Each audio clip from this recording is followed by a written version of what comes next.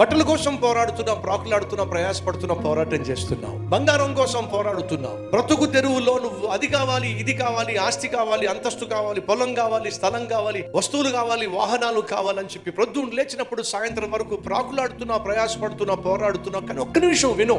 నువ్వు చచ్చిపోయినప్పుడు దేనికోసం ప్రాకులాడావో, దేనికోసం ప్రయాసపడ్డావో, దేనికోసం పరుగులు తీసావో, దేనికోసం పొరపాట్లు చేసావో, దేనికోసం పోరాటం చేసావో, పాపిష్టి పనులు చేసావో, దాన్ని నీతో పాటు పట్టుకెళ్తావా?